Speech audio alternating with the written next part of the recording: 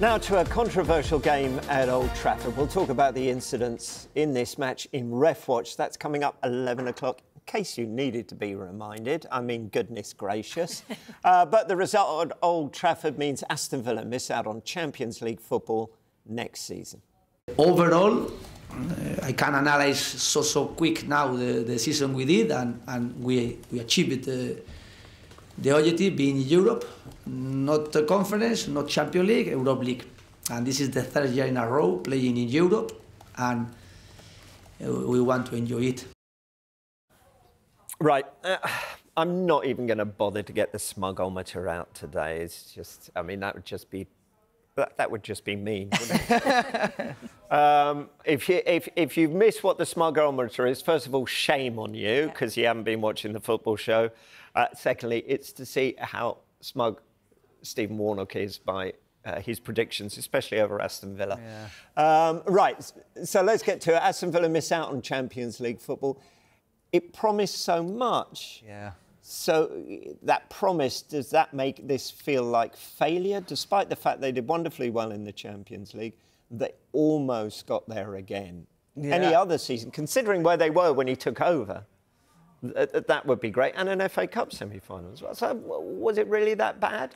No, I think Aston Villa fans and the players, when they look back over the season, will think it's been an incredibly successful one. To juggle Champions League football in the first sort of time in the Champions League and to finish where they finished, sixth in the Premier League, is a great achievement. But they'll feel like the way they competed in the Champions League this year, that they're good enough to be in there again. And to miss out in the way that they've missed out will be bitterly disappointing. Just wonder what the effect of Marcus Rashford's injury had on the team over that sort of last few games of the season, whether it affected them, because essentially he was brought in to help push them over that line, to get them into the Champions League and potentially sign players of his calibre moving forward. So the players will feel a little bit annoyed and a little bit frustrated that they've not been able to achieve it. However, when they look back at the end of the season to juggle everything that they did, I'm sure they'll be immensely proud. Yeah. But always a I mean, whether the decisions went against them or not, and yes, Ref Watch at 11, how surprised were you that John McGinn was saying it afterwards, actually, in his post-match interview, that sort of, they didn't even deserve to win the game. Whether the decisions went against them or not, they didn't really turn up, which is the most puzzling thing about it, isn't it? Yeah, they certainly didn't play as we've seen them play this season. I thought Manchester United played a little bit with the pressure off, and yeah, we didn't see the best of Aston Villa, and that will disappoint them. I know that the decision will be so frustrating and angered them, and you wonder, if that hadn't have happened, would the game be slightly different? But I think the Villa players will know themselves that they should have done better in that game, particularly in that first half. But yeah, I agree with Steve. And I think on the whole, you would say, you know, the season's been good. The Champions League run was excellent. Sort of the FA Cup run, where they finished,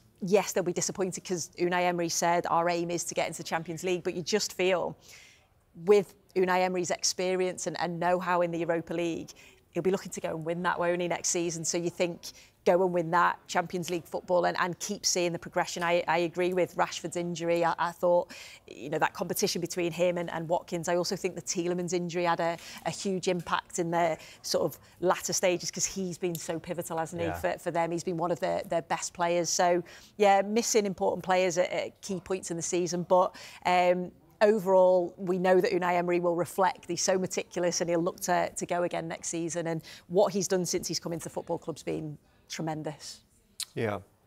Ollie Watkins. Let's discuss him for a moment.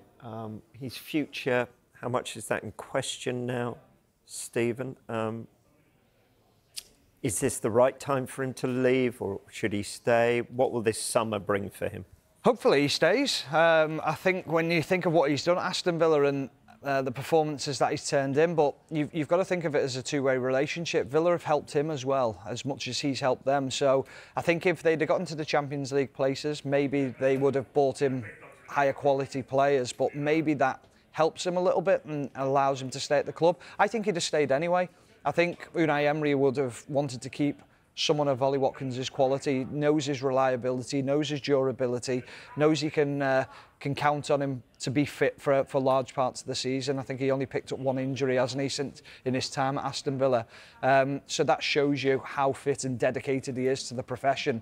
And sometimes those players are very hard to find out on the transfer market. And obviously as well, scores goals. And that's very hard to find as well. So I wouldn't be in a rush to offload him at all. Mm. For Aston Villa, though, big summer ahead of them, you would think. I mean, Martinez, not the way he would have, perhaps, if that was his last game. Unless he had a plane to catch. I mean, imagine dashing off quickly because you've got a plane to catch. Your final appearance somewhere. Imagine that.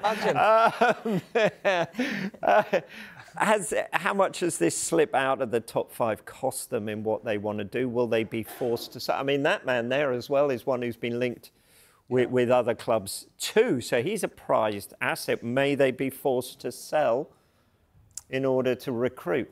Yeah, I don't think so. I think Aston Villa is a pull. I think with that manager as well, the way that you see players work under him and develop and improve. I think if you were a player, you would want to come to Aston Villa because you can see where they're going. Yes, they've missed out on the Champions League, but still the opportunity to play in Europe, potentially go and win that, and then next season compete again. So, yeah, it is about keeping hold of those key players, those assets that you said, and then also adding, because they did it, they strengthened in January, and you could see that give them that extra little push, didn't it, to really push on. I think they'll do the same again in the summer.